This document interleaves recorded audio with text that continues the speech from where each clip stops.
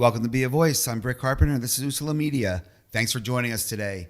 Today I have a guest that I'm very excited about because I've been trying, I think, for like the past maybe 3 years to rope this guy in here and have him come and sit down with me and spend some time and share his story and his journey and, you know, just the incredible things that he does and who he is. For those of you who don't know who he is, his name is James Sherman. For those of you who do know who he is known as Sherm. Today I have Sherm. What's going on, brother? How are you, man? Thanks for having me. Oh my gosh, it's about time. I canceled a few times. I'm a busy guy. It's just like, 3 years, Yeah. I try to get you on my dance card somehow. This is true. I didn't even have to bribe you with anything. I didn't promise you food or nothing. Right? So this is great. Anything for you, Brett. Right on, right on. Well, thanks for showing up today. How's it going? Man, blessed as can be. Truly. Yeah. Truly. People say that all the time. I'm blessed.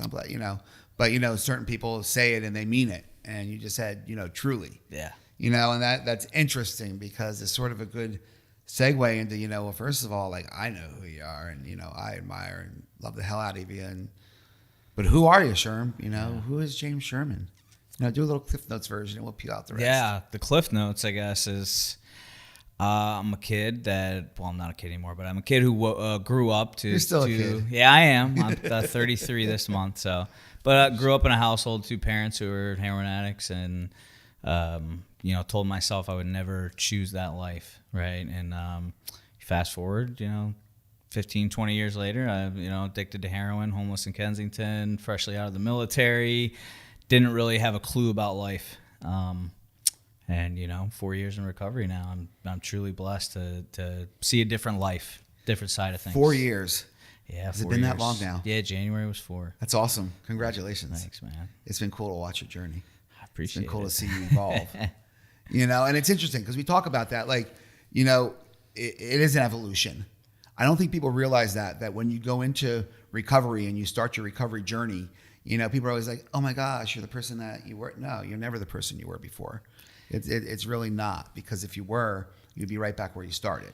Yeah. So you became this whole new person and you have a history. So both your parents were addicted to heroin? That's right, yeah. So you grew up in a household seeing this?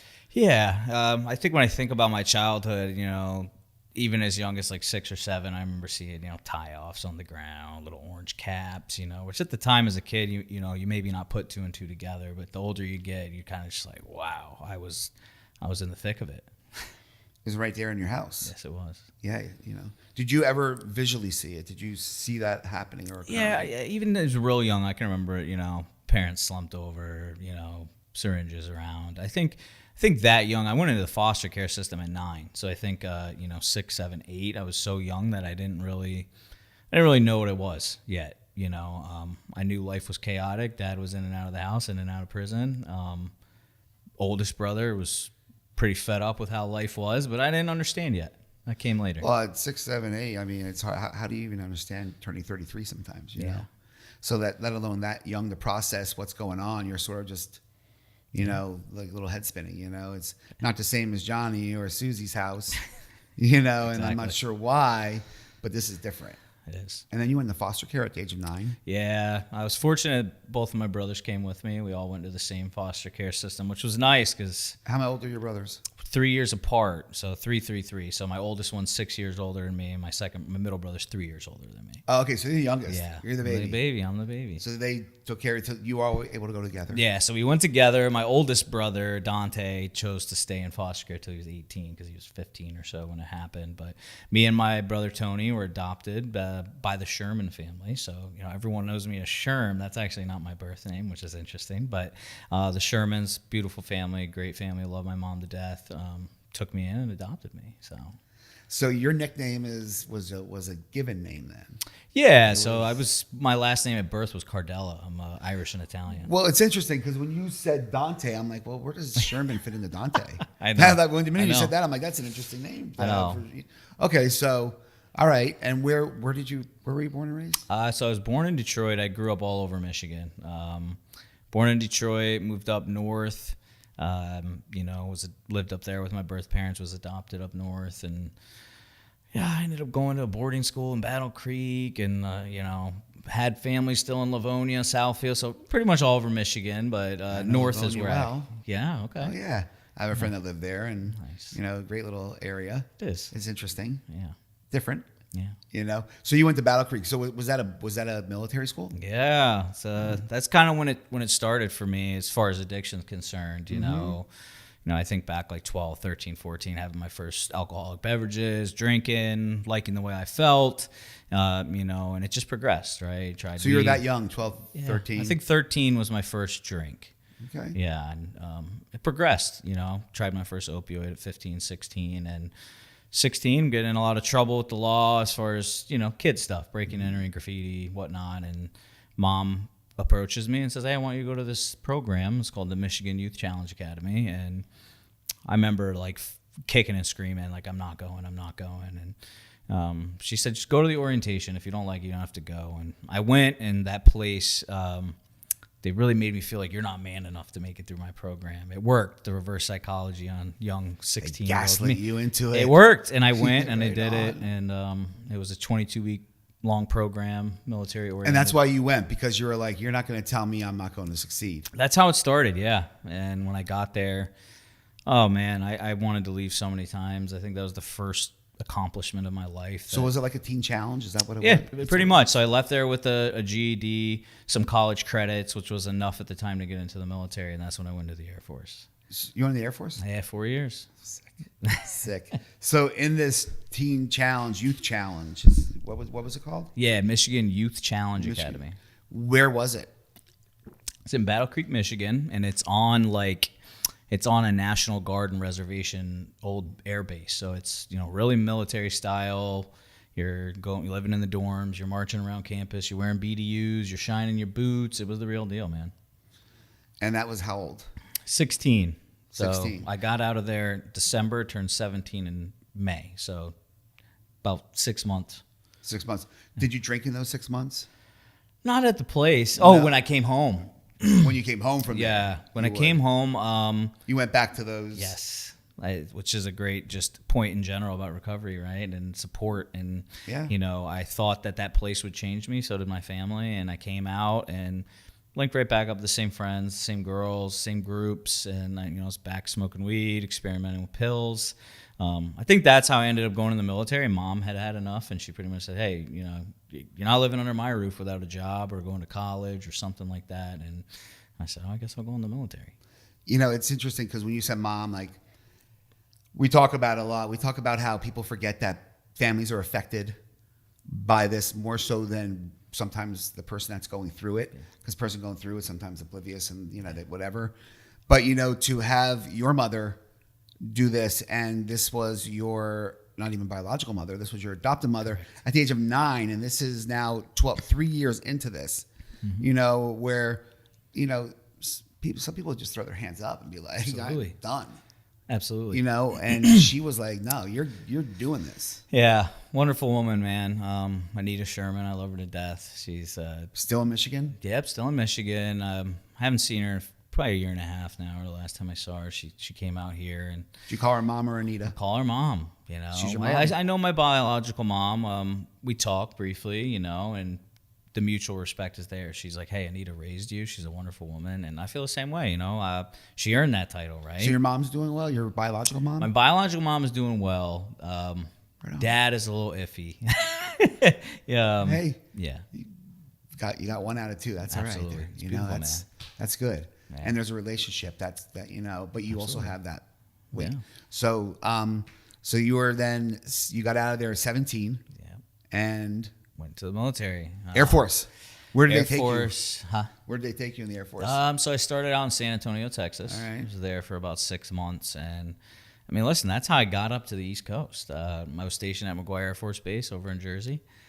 Didn't know anything about the East Coast at all. Midwest boy, and I got here, and it's like we hear in the 12-step fellowships, like the isms were always there, and they were in the military. Couldn't stop drinking, couldn't control my drinking, It fuels it a little more, doesn't it? Yeah. I think that is a fair assumption of the public eye that, a lot of people drink in the military. And I think, at least for me, it was because I couldn't use drugs. Yeah. All right. Because if you got popped for that, that's Right. huge. Exactly. So you drank heavily in the military to mask all that, to not have to use. Yeah. Before the military was more weed and Yeah, experimenting with pills, Pills. opiates, and, I mean, but even at 14, 15, experiment with those opiates is so different experimenting than later in life when it's like, oh, this is the missing piece. Oh yeah. Yeah. Yeah. No, I get that. Yeah. Because you know what, you can sort of like walk away because it's like, okay, you're still 14, you're still just that, whatever. Yeah. But yeah, I get that. So there you are in the military. You're in San Antonio. You got to McGuire Yep, Jersey. in Jersey. You got how long ago was that? I got out in 2013. So I was in 09 to 13. Was it an honorable discharge? It was, by the grace of God. I had done a lot of things, got Article 15, lost rank, all these certain things. And the Air Force was actually trying to downsize at the time. And they said, hey, everyone with Article 15, we're offering to get out honorably early. My drill sergeant pulled me in the office. I said, absolutely. Go. Yeah, I said, absolutely. I think truly the alcoholic and addict in me was telling myself, hey, this is a godsend. Like, this is your opportunity to get out, not have a dishonorable discharge. And I took it. I ran with it. I got out. So sort of a way of you saying, you know what, now it's time to figure it out. So you got out, once you got out in 2013, here you are on the East Coast. Yeah. After going through it all and everything, you stayed. Yeah, this is probably when it really kicks off into addict sherm. Excuse me. I got out 2013, stayed here, chose to stay here, I guess because I told myself there'd be more opportunity here, than Michigan. Oh, so yeah, Kensington. Well, that's what it ended up being. Yeah. But I got out when I was going to community college, not taking it serious at all. Where were you living? I was living in Burlington, New Jersey. Okay. So still in Burlington County. It was Burlington County Community College at the time. Now it's Rowan. But, and yeah, I think the first thing I thought was I'm not in the service anymore. I'm not subject to urines and I want to try some things. And I did, and I always tell people, about my journey is that like I tried all these different things, right? You name it, I tried it. None of them were a problem until it was an opioid. A buddy said, hey, isn't that weird? It Same. is. It was like, the same thing. And I'm going to cut you off there, but I don't think anybody could really understand that. And, everybody's like, oh my gosh, you tried everything. I'm like, I did. Yeah. I'm like, and nothing really caught me until the Nothing. opioids. It was fun. I partied, went out, whatever, but nothing was like, this is the missing link. The feeling. Yes. So, yeah, a buddy said, you got to try one of these. You're going to love it. And I did for the next 8 years. Isn't it interesting? And did you think about this when you did your first opioid? Think about your biological parents and did you remember that at all? Did you have that in the back of your mind or the forefront or? That's such a great question. I don't think any of that process is until later in recovery where I'm really able to sit with my thoughts, right, and do some soul searching that sometimes happen in jail cells and detox beds and where sleeping on on the both. app. Yes, and that's when the correlation comes where it's like, man, I totally get why my parents were who they were. I always talk about, with my daughter, and, when she was born, it was like, I have to get myself together. I'm not going to be who my parents were. And lo and behold, it happened. That's just the power of addiction. And it was like, in that moment, I forgave my parents because I was like, I get it.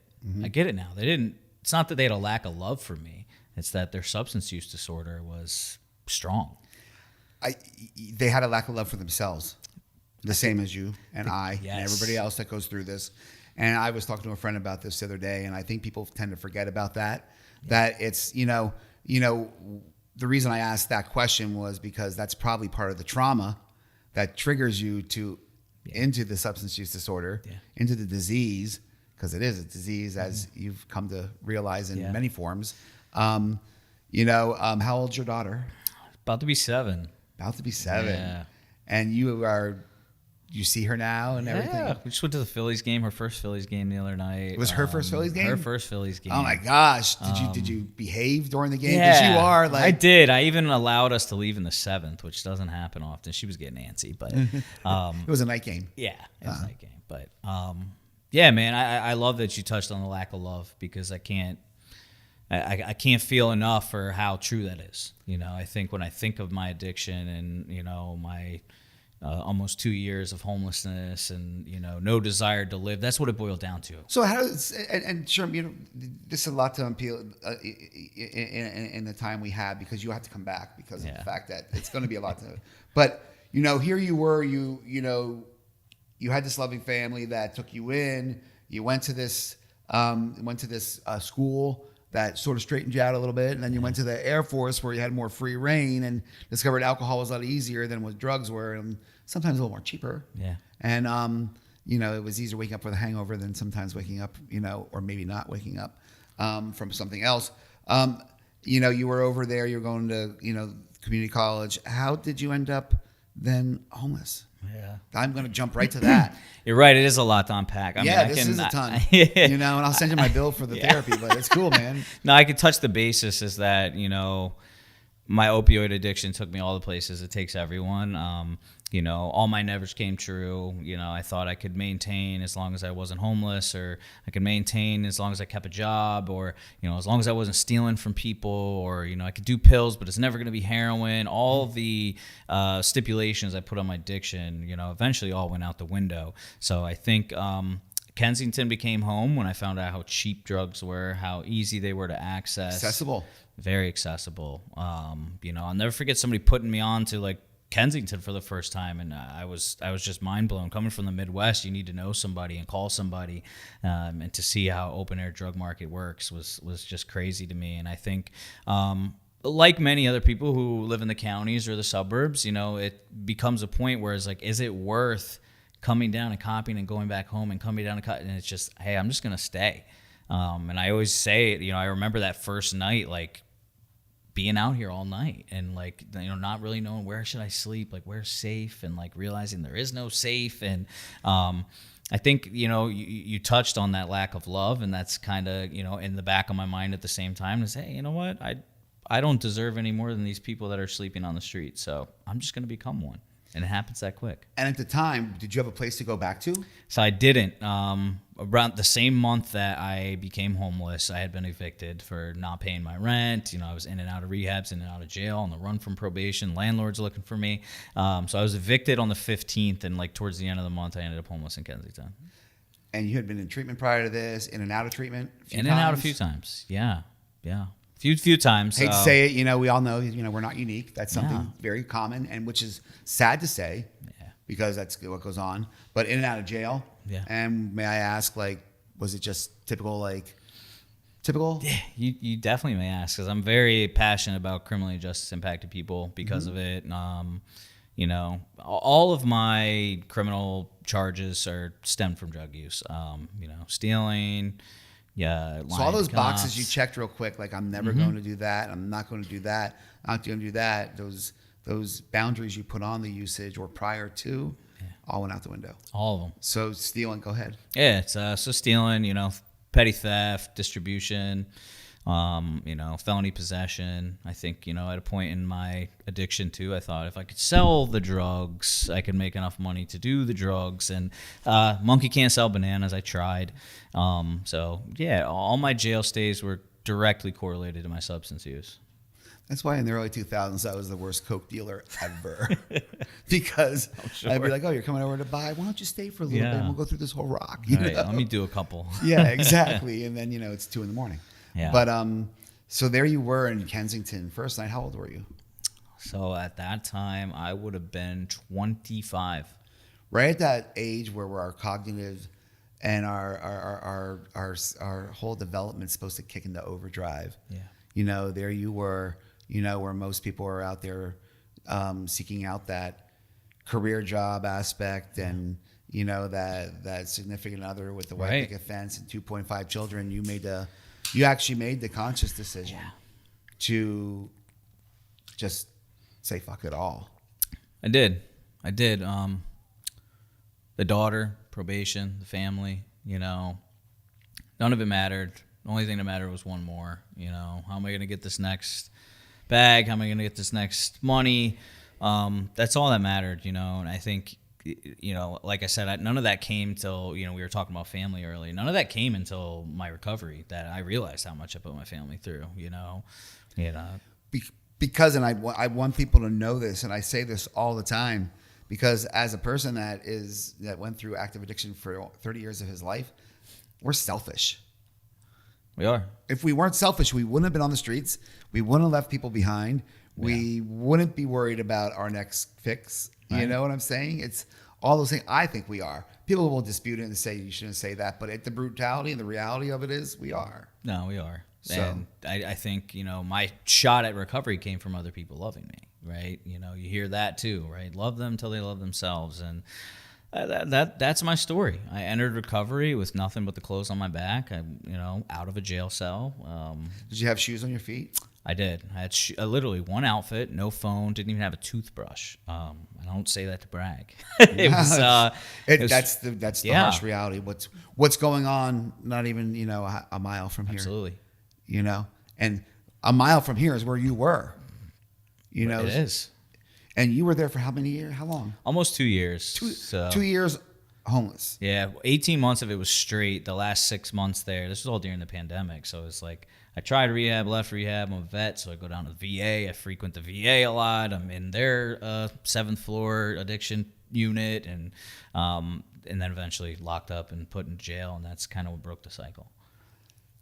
And as somebody that's in active substance use, we know how to work things. We really do. I mean, I always tell people that, like, listen, you can't bullshit a bullshitter, especially one that, is very good at it. The VA, especially people that, know how to work that, which is great, to that extent. They should be worked because they don't really work for vets now. So that's a whole different show. It is. But, you're out there on the streets, man. What's it like waking up in a different place or maybe not even knowing where you're waking up? Yeah. Can you describe that to me? It's brutal. I think like one thing that's like misconcepted though a lot is that like when you're so dug in on being a homeless addicted person, you lose sight of so much. Not knowing what month it is, who's in the Super Bowl, who the president is. Time like essentially isn't real. It doesn't matter if it's Tuesday, it doesn't matter if it's Sunday. I wake up with one thing on my mind, which is that I need some money. I need it now. Because if I don't, I'm going to be sick. And if I'm sick, I'm not going to be a good person. And I probably woke up late and I didn't get to the Samson time. And, things like that. And that's what happens in our minds. We go through that. We live for the next day to figure out how we're going to get that next fix to make sure that we're well. Yeah. Because if not, we're going to be very unwell. Yeah. And if we're unwell, we don't know how we're going to be. So at that stage, and you're on these streets and you see yourself in the mirror. What do you think, Sherman? What were you thinking? Did you recognize yourself?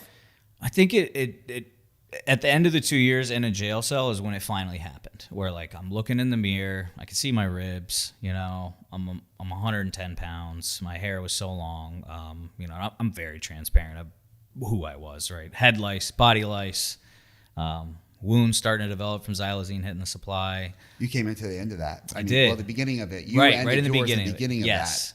that. And I think in jail, looking at myself in that mirror, just not recognizing. So you had who I sores. was. You had some opening sores there. Yeah. Which xylazine. I was very fortunate, and I hate to say it like that, but I was very fortunate to get out of it right when fent started hitting it. Yeah. When fentanyl started coming around is when I started overdosing 5 times. I'm like, wait, I know what I'm doing. Yeah. Why am I overdosing? It's still overdosing. You know? I know. So what's going on? And that's the fetty. I want out. Mm-hmm. I don't want anything to do with that. Yeah. And I'm glad. I don't know how. And like that becomes something you crave then because that's what your body needs. Yeah. So that was near the end. So how long were you in jail for? So that's the interesting thing. A lot of people hear, I was locked up for a year, 2 years, 10 years, and that's what changed them. I was only in jail for 53 days. Who wants to be in jail for 53 minutes? Man? Right, I agree. So, but it's I guess it's that's amazing. Like a life sentence to me. Right. It's amazing to me what happened in those 53 days, though. Just what happened? Seeing myself in the mirror like that, calling my family for the first time, talking to my kid for the first time in so long. Those years in the streets, did you ever reach out to your parents? No. So my parents, my mom and my adopted sisters and my blood brother were keeping tabs on me through Faces of Kensington, Kensington Beach on Instagram. Like seeing me on these exploitative platforms is actually how they were ensuring I was still alive. Which for us, it's a way of like, it's a way of sort of like now who we are, of like saying we don't want to ever see that, but in a way for them it was comforting, huh? Yeah. You know, so you went to jail. Yeah. What'd you go to jail for 53 days? Active warrants, running from probation, public intoxication. I was, up in the counties, knotted out somewhere to Wawa, and it was time. 53 days, you got out and you were... So I got out and I went right to a recovery house. And I went to this recovery house with the intentions of not staying there. Like, I was truly unsure if I wanted to be in recovery or not. And, got dug in on 12-step fellowships, which, I'm not really a partaker of anymore in my recovery. But in the beginning, it was so good for me. I needed it. People loved me till I was ready to love myself. Having commitments and stuff like that made me feel a part of something, which I hadn't in so many years. To feel a part of, to feel wanted. I think that's when the shift changes in my recovery, where I'm like, you know what, maybe this is worth living life without substance because I'm starting to like who I am. You said that you wanted to be a part of something. Yeah. And I say that's like the Johan Hari TED Talk. We're missing our connections. Right. Those healthy connections, those positive connections. And you started to say, oh my gosh, I get them. And it's funny you say that because I went to IOP for the simple fact that I thought I was going to look good in front of the judge. Right. But when I got there, I realized I really liked it. You liked it. I liked it. I was like, when I first got there, I'm like, I am not like these people. Right. Like, I don't know these people. I'm not like these people. This isn't me. Yeah. But like, when I got there, I liked it because I realized like I was missing that. Yeah. So there you were, connections, and all of a sudden, you weren't a skinny guy anymore then, were No, I wasn't. I was putting weight on. I was able to, pay my bills, have a cell phone. you? You were working? Yeah. You were getting money? Yeah. Legit? My first job, I was riding a bicycle at 4:45 in the morning to a car wash. It sucked, but I did what I had to do. But it was a job. It was a job. It was legit. Yeah. And you were willing to do that. Yeah. It's funny because we're willing to do anything for drugs. Yeah. We're really willing to do anything for drugs out there on the streets. But what we're willing to do to stay off the drugs is even more incredible because it takes so much more. Yeah. So to get up at 4:45 and ride your bike to a car wash, Yep. I'm sorry, I don't want to wash cars. I don't want to be, I get No. it. So you were doing that. Yeah. And dude, and right now, what are you doing? Yeah. Right now, I'm working at the hospital. I'm the research coordinator. So I meet with people in the emergency rooms and we do research around substance use. And So wait, 4 years ago you were on the streets, open wounds, all that, 53 days in jail. yeah. And then you were riding your bike to a car wash, and now you're working at a hospital as a research coordinator? Yeah. I guess it didn't jump like that. This is definitely another episode you're coming back Yeah, for because there's gonna so have much to. to unpack. Gonna have to, but I will touch on that, like we were talking about those misconnections. When I entered recovery, I really liked it because I started to like who I was, but I still hadn't found that passion yet. And, I wanted to because, I always believed that life wasn't about being happy. Life was about having a purpose.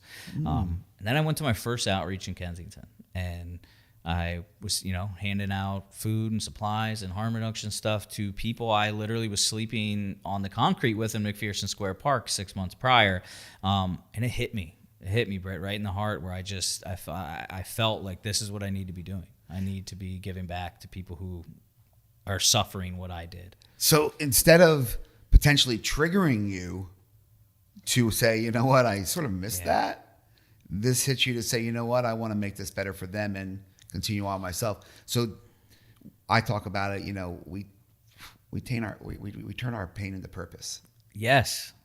That's exactly right. So I waited a fair amount of time. I was scared. I always tell people, I remember getting off 95, coming up the avenue at 6 months sober, and my stomach's like turning. And I'm like, oh my gosh, I was living like this. But like I said, once I, Was that your first time back? That was my first time back since going into that jail cell 6 months prior. But like I said, just engaging with people and people that I consider my friends that are still unhoused on the avenue are asking me quite literally, like, how are you living without a substance? Like, how is it possible? How did you get out of this? How do you not want to be here anymore? How are you finding the motivation to continue each day without substance? And what was your answer? What is your answer? my answer to them then was just happy to show that it's possible. I think for me, right, when I entered recovery, a big part of that was not being kind of pressured into it and people just doing what I would call leave the door open, which would say, hey, I love you. When you're ready, reach out. And that's my answer now. You know, some people aren't ready to quit using drugs, and that's okay. And I tell them that, hey, if you reach a point where you don't want to do this anymore, this is my number. Call me. And I think leaving that door open for people is important. Dude, you have taken your life and like totally did a 180. You know, you switched gears greatly, you know, a lot, and embraced it. Yeah. Like you didn't just say, let's see how this goes. You fully embraced it. Yeah. You were willing to work your way up from $10 that hour to a research coordinator on a harm reduction team at Penn Camp. And not just that, now you're traveling, man. You're going to conferences. You're like taking pictures like Vegas. I mean, you probably would have thought you were like panhandling in Vegas. I know. And who would have thought you were out there presenting? I know. You present. Yeah. You train. Yeah. You train on Narcan use. Yeah, I do a lot of that across the city, as you know, overdose reversal training. And you're trained not just like everyday people. Sometimes you're training some people that have some clout in the city. Yeah. Don't hate me up too much. Yeah, well, I know. No, this is what people need to hear. No, you're right. The hope is there. You know, I never thought I would be living this life. Working at an Ivy League university as a research coordinator. But, you know, something else I've learned in my recovery is that being a peer is valuable. It's valuable to go in and be able to talk to people and truly say, I know what it's like. I understand. I've overdosed. I'm an overdose survivor. I was homeless. I slept on the avenue. I get it. It's valuable. How many overdoses did you have? 9. 9 times I overdosed. You show off. Yeah, I know. You know. Yeah. It's amazing though, like what those overdoses can do for you to fuel you even more. Right. You know. Yeah. You know, when I tell people that, they look at me like, oh, poor. I'm like, don't pull that. You know, because people that look like us aren't supposed to overdose. No. You know, I woke up and got another one. That's the reality. Pissed off. I walked and I went from a piss score right back. Yep. You know, I'm sick now. Thanks. Yeah. Thank you so much for ruining it. That happens. But thanks for not ending the pain. Yeah. But you know, I'm glad that they didn't. Yeah. Because but you also don't just do the research. You still do outreach. I do. You're with one of my favorite organizations next to Philly Unknown. Of course. You're with the Everywhere Project. Yeah. And you do outreaches twice a week. Twice a week. I'm the volunteer coordinator. So more recently, I've been doing a lot more back end stuff. I get out to the site when I can. I usually try to tell myself at least once a month or twice a month. But 2 meal sites a week, community meal sites. We feed families, we feed the kids, we feed anybody on house who's hungry. You know the work we do, man. It's beautiful. And you were just in that lot a few years prior to getting food. It's so awesome you say that. So, Tom, the director of operations, and Jen, the executive director, fed me when I was on house in that lot during the pandemic. I remember Tom, I remember Jen. So to be able to be on their team and, help coordinate their volunteers, man, it's meaningful, man. I mean, I don't want to use any stigma words, but sometimes we can always just say what we are about ourselves sometimes, right. And I've heard you say it, and it's, in like a passing, like a ha-ha, it was, the picture you had posted. And I want that picture because I want them to put it on this I got for the video thing. But you had talked about being a dirtbag, and, people think that. They forget that there's actual person underneath it that can evolve, like that dirtbag has become like one of the, most blossoming flowers I've seen, and that's a really weird analogy, but like you have grown, you have like evolved, you have made it. What is something like that you would go back and tell, like young Sherm, 8 years ago, if you had the opportunity today? I think just to make your own decisions, I think a lot of, obviously, my addiction's correlated to my childhood trauma, but I think in a lot of those peer pressuring moments, I didn't make my own decisions. And I could think of a million other things outside of addiction that I, was persuaded or convinced that making your own decisions and just being like, confident in who you are is important, and it goes a long way. Are you confident now in yourself? Oh, I am. If you ask my girlfriend, sometimes I'm too confident. But. Well, let's talk about confidence and your girlfriend, Let's not sell it short, Mel. You're a little confident yourself, and I love that because the two of you, that dynamic is so important. And Mel's in recovery as well. Mel is in recovery as well. You two met doing the outreaches in the houses and that. Yeah. And so it's possible to have that mixture in recovery, and it's great. it's beautiful to have that in common. Mel's a beautiful person inside and out, and just to both, be in recovery and want to help others, but also I think, our recovery they're very similar. Like, we know what recovery looked like at year 1 and year 4 are different, and we're embracing of that, and we're there for each other. And I mean, she's wonderful, man. She's really my rock. Between year 1 and year 4, did you ever go through the entitlement phase? Of course. You still there, or are you gone? No, I'm gone. I think, I think I'm gone. I think, at this point it's, it'll come back. Trust me, it comes back. I'm sure. At this point, I feel like sometimes I let people down because my recovery doesn't look like it did at one point in time. But the big thing is I'm not injecting heroin in my neck anymore. I live a purposeful life. I help other people. I trust something greater than me. The principles that I learned early in recovery, I still live by. I just, recovery is different for everyone, and people need to be more accepting of that. I had to stop because, the imagery that conjure, and it's probably a good way to segue into almost closing, because if I opened it up more, we'll go for another 2 hours. But to say that, most people don't get it. For you to just be real and say it, that you're not shooting up in your neck anymore. Yeah. I mean, that's the realism of it. It is. That's the reality.